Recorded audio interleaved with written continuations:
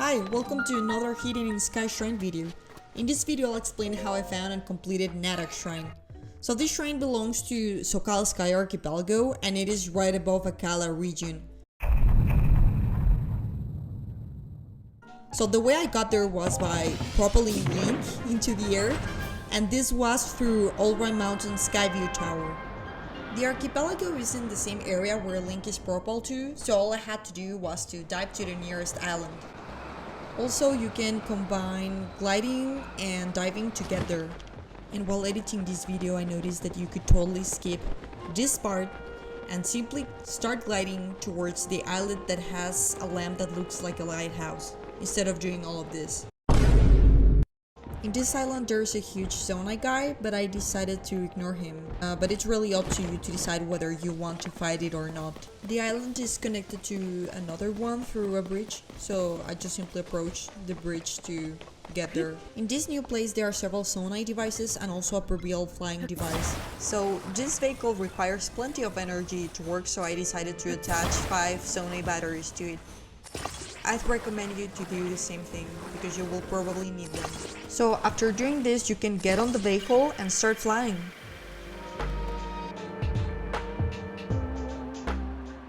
In my case, I approached to an islet with a lamp that looks like a lighthouse, and then I landed in there.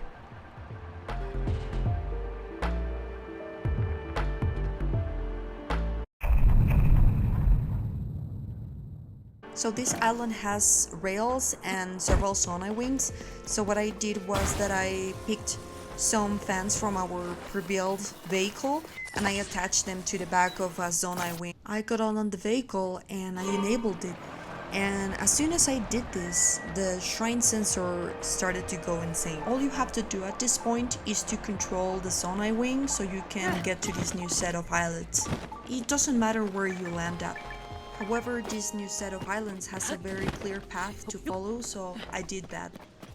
The path leads to a circular island with a canyon on it. On the right side of the island, there is a Zonai dispenser. On the other side of the island, there's Natak Shrine. The bad news is that in order to enter to it, we must find the stone that beams the green light. You probably already know this, but the green light indicates where the stone is. In this particular case, the green light indicates that the stone is inside the planet-like object. To get there, I had to rotate the canyon so it would point straight towards where the planet was. So then I stood up where the canyon is, and I was propelled in the planet's direction. I glided around it and I found an opening on it. So I got inside it, and just as the light showed us, the stone is within this place. Aside from the stone, there's also a funny looking spring.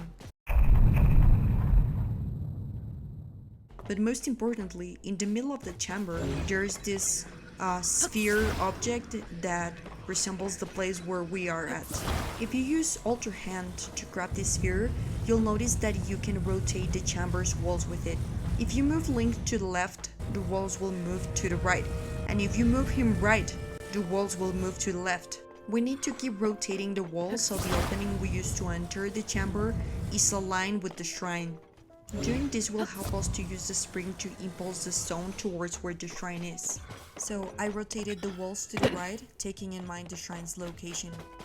Okay, so when I was sure that the opening was aligned to the shrine, I got on the spring and I activated it with my sword.